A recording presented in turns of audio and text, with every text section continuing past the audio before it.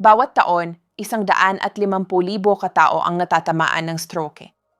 Sa kanila, 72% ay wala kahit anong sintomas hanggang isang araw bago mangyari.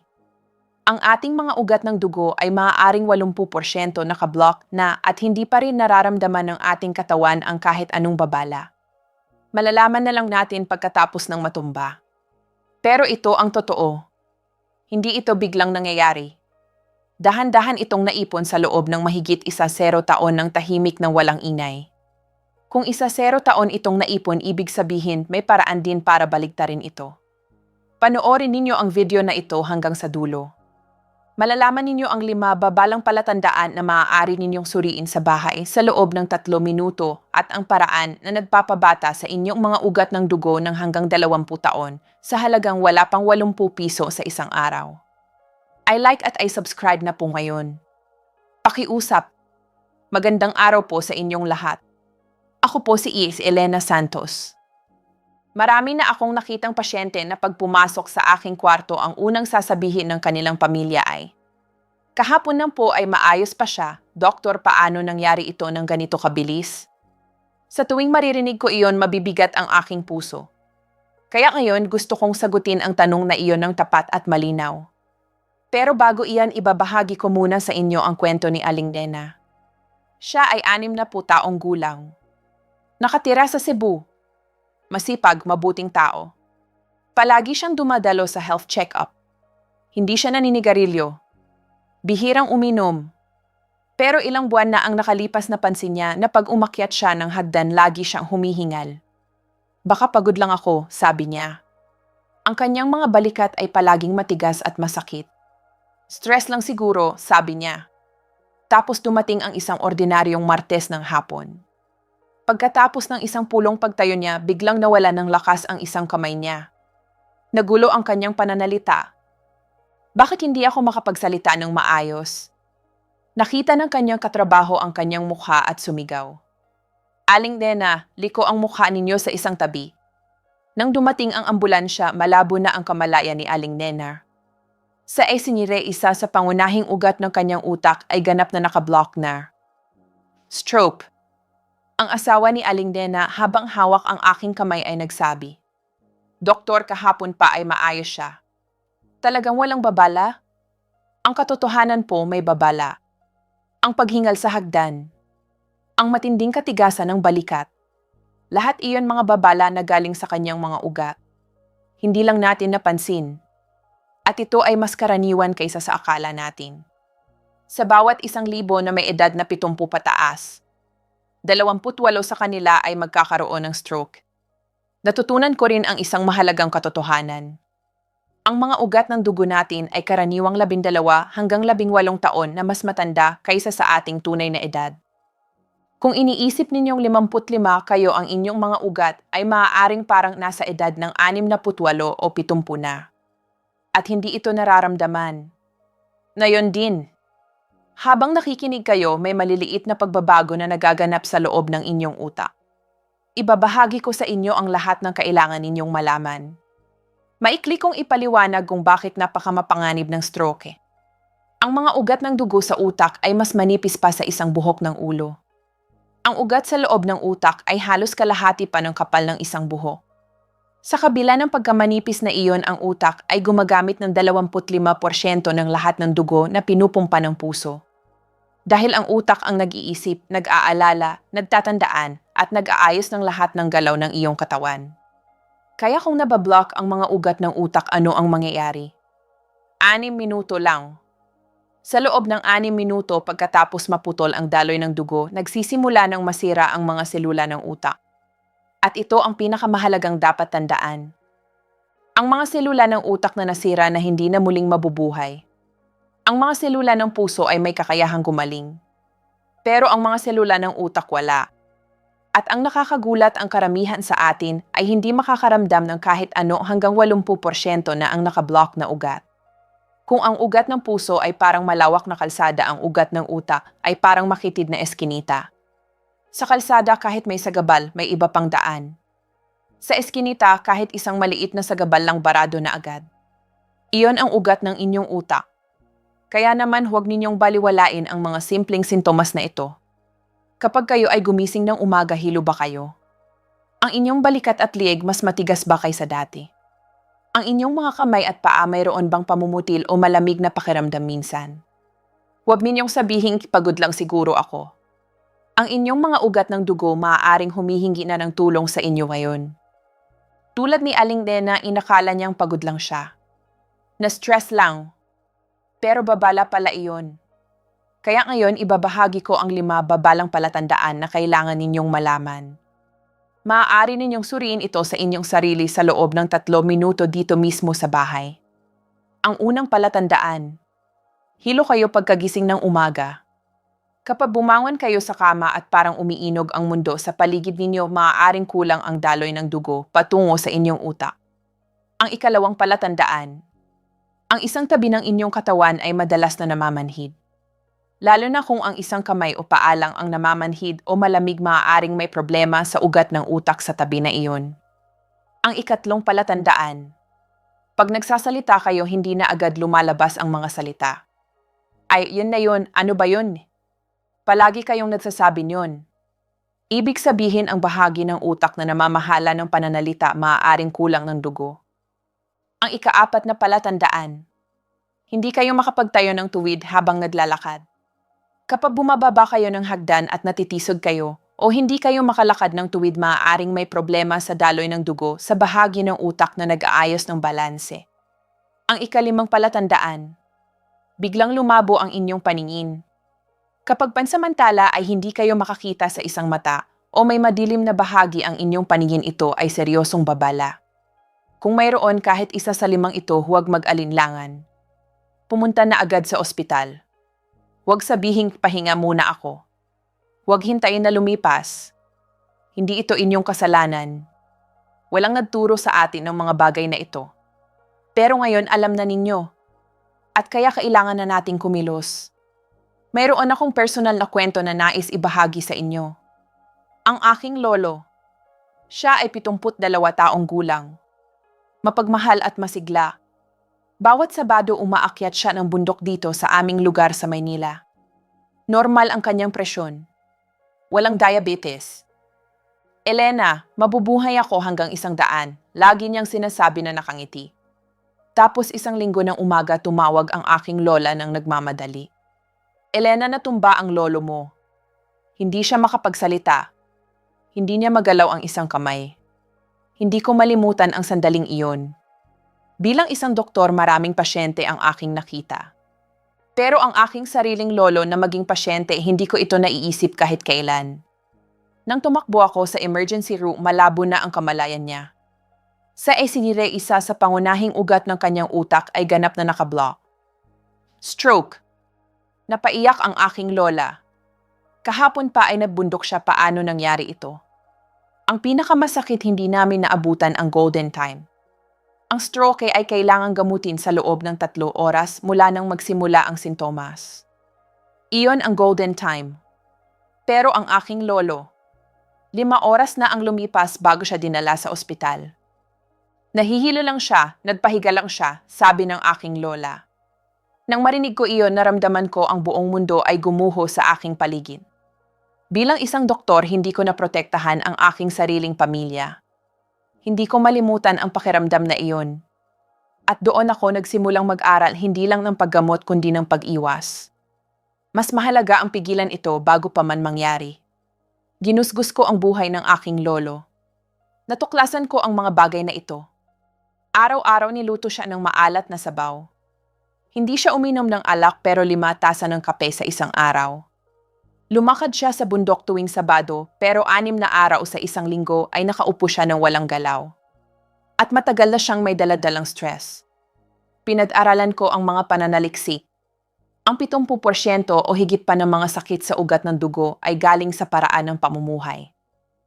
Ang mga libreng radikal, ang mga nakakalason na bahagi sa katawan ay umaatake sa mga pader ng ugat. Nagdudulot ng pamamaga. At dahan-dahan, napakadahan-dahan pinipigilan ang ugat. Hindi ito nangyayari sa loob ng isang araw. 0 taon, 20 taon, minsan 30 taon itong dahan-dahang nagaganap. Kaya nga hindi natin nararamdaman. Kahapon ay maayos pa siya, talagang totoo iyon. Pero ang ugat, 0 taon na itong nagsisimula. Ngayon ay sasabihin ko sa inyo ang pinakamahalagang bagay. Ang inyong mga ugat ng dugo ay kayang gumaling. Kapag nasira ang mga selula ng utak, hindi na iyon babalik. Pero ang utak ay may isang kahangahangang kakayahan. Tinatawag itong neuroplasticity. Pag nasira ang isang bahagi ng utak, ang ibang bahagi ay natututo ng gampanin nito. Parang kapag nakaklose ang isang malaking kalsada, may iba pang dadaanan para makarating sa destinasyon. Ganoon din ang inyong utak. Gumagawa ito ng bagong landas. At ang mga ugat ng dugo, ganoon din kapag may nakablock na ugat, lumalabas ang maliliit na bagong ugat sa paligid nito. Para gumawa ng alternatibong daan ng dugo. Mayroon akong pasyente noon na may edad 70. Ang pangunahing ugat niya ay ganap na nakablock.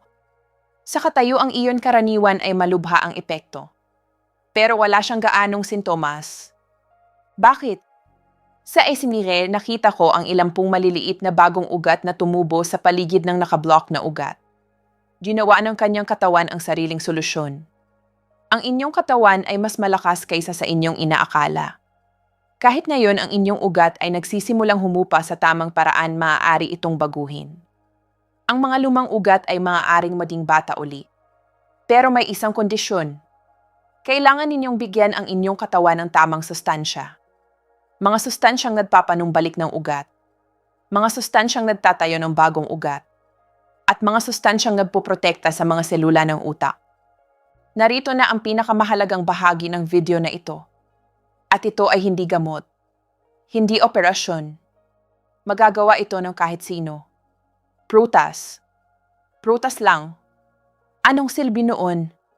Naiintindihan ko kung bakit maaari kayong mag-alinlangan. Pero ang sinasabi ko sa inyo ngayon, hindi ito simpleng alamat ng lola. Ito ay resulta ng isang pananaliksik mula sa isang kilalang unibersidad sa Estados Unidos at sa Pilipinas, kasabay na iniimbestigahan.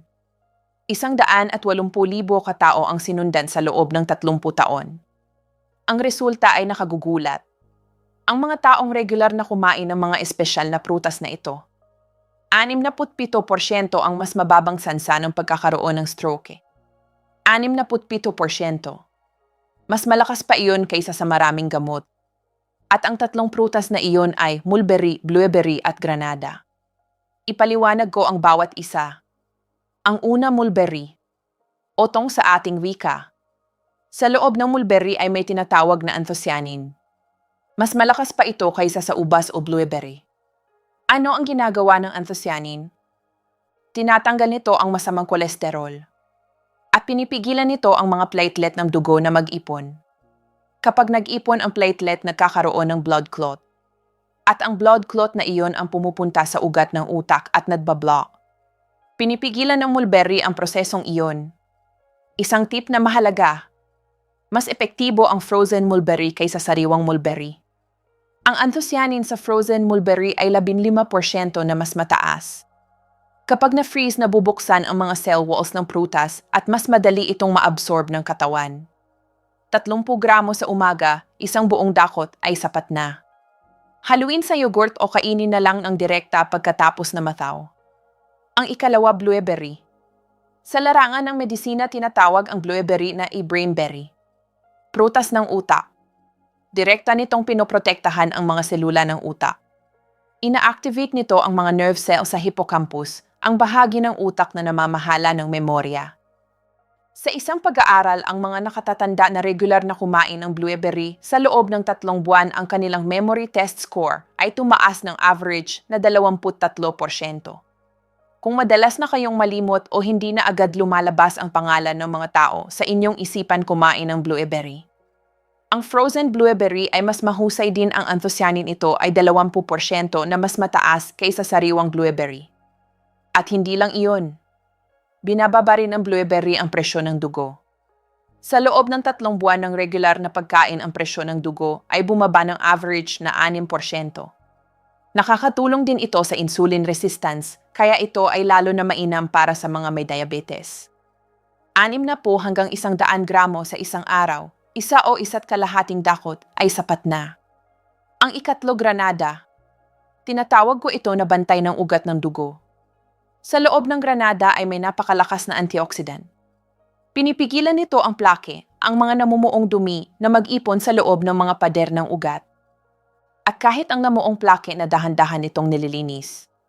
Sa isang pag-aaral, ang mga regular na uminom ng granada juice sa loob ng 3 buwan ang daloy ng dugo sa kanilang carotid artery ay tumaas ng 35%. At ang pinsala sa loob ng pader ng ugat ay bumaba ng kalahati. Mas mainam ang granada bilang juice. 100 inda lang sa isang araw, isang maliit na baso ay sapat na. Pero tandaan, maraming granada juice sa palengke ay may maraming asukal. Pumili ng 100% pure juice na walang dagdag na matamis. Para ibuod para sa inyo, ang mulberry ay parang manggagalis. Nililinis ang masamang kolesterol at pinipigilan ang blood clot. Ang blueberry ay parang bodyguard. Pinoprotektahan ang mga selula ng utak at pinapabuti ang memorya at konsentrasyon. Ang granada ay parang bantay. Pinipigilan ang plake na maipon at nililinis ang namuong plake. Nililinis. Pinoprotektahan. Pinipigilan. At kapag ininom ninyo ang tatlo ng sabay-sabay nagkakaroon ng synergy effect. Mas malakas pa kaysa sa tig-iisa nilang bisa. Totoo ba ito? O baka salita lang? Hayaan ninyo akong ipakita ang mga datos. Sa isang pag-aaral na may 300 katao sa loob ng 6 na buwan, ang hindi kumain ng kahit ano ang ugat nila ay lumala ng average na 3%. Normal na pagtanda. Ang kumain ng mulberry lang ang daloy ng dugo ay tumaas ng 12%. Ang kumain ng blueberry lang ang memorya score ay tumaas ng 15%. Ang kumain ng granada lang ang tigas ng ugat ay bumuti ng 0%. Pero ang kumain ng 3 ng sabay, ang daloy ng dugo ay tumaas ng 35%. Ang tigas ng ugat ay bumuti ng 32%. Ang memorya score ay tumaas ng 41%. Hindi ito simpleng pagdadagdag. Ito ay pagpaparami. At ang pinakakahangahangang resulta, pagkatapos ng 3 buwan ang ugat ng mga kumain ng 3 prutas ay naging 5 taon na mas bata. Pagkatapos ng 6 na buwan, 12 taon na mas bata. Ang tunay na edad nila ay 60. Pero ang ugat nila ay parang nasa 48 na lang. At kapag binago pa ng mga tao ang kanilang pamumuhay kasabay ng pagkain ng 3 prutas, ang kinalabasan ay kahanga-hanga pa. Ang ugat nila ay naging average na 17 taon na mas bata. 65 taong gulang pero ang ugat parang nasa late 40 pa lang. Ito ay totoong clinical data. At nakikita ko rin ito mismo sa aking mga pasyente. Hayaan ninyo akong ibahagi ang 3 kwento mula sa aking mga pasyente. Si Ate Carmen, 62 taong gulang. Nakatira sa Davao. Nang una siyang pumunta sa akin, ang ugat niya ay parang 11 taon ang gulang kaysa sa kanya. Pagkatapos ng ilang buwan, ang daloy ng dugo niya ay tumaas ng 22%. Doktor, talagang lumiwanag na ang aking ulo. Masaya na ang bawat araw ko. Si Mang Rule, 55 taong gulang. Nakatira sa Quezon City. Ang blockage ng carotid artery niya ay 40%. Pagkatapos ng 5 buwan, bumaba ito sa 20%. Ang asawa niya ang nagsabi, ibang-iba siya. Kahit ang mukha niya nagbago. Magaan na ang loob niya. At si Lola Cora, 67 taong gulang. Nakatira sa Cebu. Regular siyang kumain ng 3 prutas. Ngayon ang kanyang brain age ay nasa early 50 pa rin. Doktor, ngayon kaya ko nang makipaglaro sa mga apo ko ng matagal. Hindi na ako napapagod. Walang espesyal na lunas. 3 prutas lang ang kanilang kinain. Pero nagbago ang kanilang buhay. Paano magsisimula? Ginawa ko ang pinakasimpleng paraan para sa inyo. Kahit sino ay makakasunod nito. Sa umaga, pagkagising, kunin mula sa freezer ang 30 gramo ng mulberry at 50 gramo ng blueberry. Kung ilipat ninyo ito sa ref, bago matulog, magiging slightly thawed na ito kinabukasan. Haluin sa 1 tasa ng yogurt. Masarap at 3 minuto lang ang oras na kailangan. Pagkatapos ng tanghalian, uminom ng 100 ml ng granada juice. Dagdag pa ang 30 gramo ng mulberry na mailagay ninyo sa maliit na lalagyan at dalahin saan man kayo pumunta. Sa gabi, 50 gramo ng blueberry o kalahating granada. Iyon na. Hindi ba't madali? At ang gastos? Murang-mura. Frozen mulberry 1 kilo, mga 250 piso. Frozen blueberry 1 kilo, mga 350 piso. Granada juice 1 litro, mga 250 piso. Kung kalkulahin ninyo, wala pang 80 piso sa isang araw. Mas mura pa sa isang tasa ng kape sa labas. Para sa 80 piso sa isang araw, maaari ninyong pangalagaan ang inyong mga ugat ng dugo. Pero may ilang bagay na kailangan ninyong tandaan. Para sa mga may diabetes, bawasan ang dami ng prutas sa kalahati. At palaging suriin ang inyong blood sugar. Para sa mga may kidney disease, may pag-iingat sa potassium. Kumonsulta muna sa inyong doktor. Para sa mga umiinom ng blood thinners, bawasan ang dami ng granada. Ang granada ay maaaring makipag-interact sa blood thinner na gamot. At hindi lang prutas ang kailangan natin. Kailangan din nating baguhin ang ating pamumuhay. Una, sa pagkagising sa umaga uminom ng 2 basong tubig. Sa buong gabi ang ating dugo ay nagiging makapal. Ang tubig ay nagpapalusay nito at pumipigil sa blood clot. Pagkatapos ng tubig, maglakad ng 15 hanggang 20 minuto ng magaan. Ang isang pag-ikot sa inyong paligid ay sapat na. Ikalawa, maglakad ng 30 minuto sa isang araw. Kung mahirap ang 30 minuto ng tuloy-tuloy, hatiin ito sa 3-1-0 minutong lakad. Ang paglalakad ay nagpapabilis ng sirkulasyon ng dugo at nagpapatibay ng ugat. Sa mga regular na naglalakad ng 30 minuto sa isang araw, ang daloy ng dugo sa utak ay tumaas ng average na 15%. Hindi kailangan ng mabilis na paglalakad. Ang bilis na kaya ninyong makipag-usap sa isang kasama, sapat na iyon. Ikatlo, matulog bago magnegatibo 11 ng gabi. Ang pagtulog ay ang pinaka-importanting oras ng pagbabago ng inyong ugat. Sa pagitan ng 11 ng gabi at 2 ng madaling araw, ang growth hormone ay inilalabas at ang mga nasira na ugat ay nagre-recover. Kung palagi kayong nagpupuyat, ang inyong ugat ay patuloy na tumatanda. 1 oras bago matulog, patayin ang at cellphone. Gawing madilim ang silid. Iyon lang malaki na ang pagbabago sa kalidad ng inyong tulog. Ika-4, iwasan ang 5 kaaway ng inyong ugat, labis na stress, sobrang kain, maalat na pagkain tulad ng instant noodles, sigarilyo at pagpupuyat. Iyon ang 5 bagay na pinakamapanganib sa inyong ugat. Hindi kailangan gawin ang lahat ng sabay-sabay. Ngayon, isa lang. Isang hakbang lang. Bukas ng umaga, buksan ang freezer ninyo. Iyon na ang simula. Tandaan po ninyo, hindi pa huli. 6 na po kayo, 70, 80 man, ang mga ugat ay maaaring baguhin pa rin. Nangyari ito sa aking lolo. Nangyari ito sa aking mga pasyente. Ang prutas na kinain ninyo ngayon, ito ang magtatakda ng inyong kalusugan sa susunod na 10 taon. Ngayon sa comment section sa ibaba, isulat ninyo ang 3 salitang ito lamang, magsisimula na ako. Ayon sa pananaliksik, ang mga nagpanatili ng kanilang pangako sa sulat ay 8 beses na mas malamang na sumunod dito. Ang inyong mga salita ay magpoprotekta sa inyo.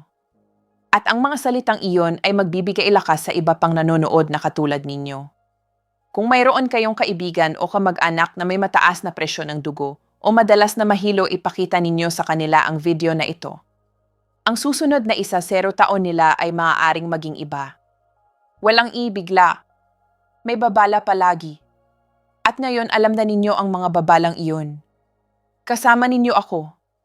Ako po si Iris Elena Santos. Maraming salamat po.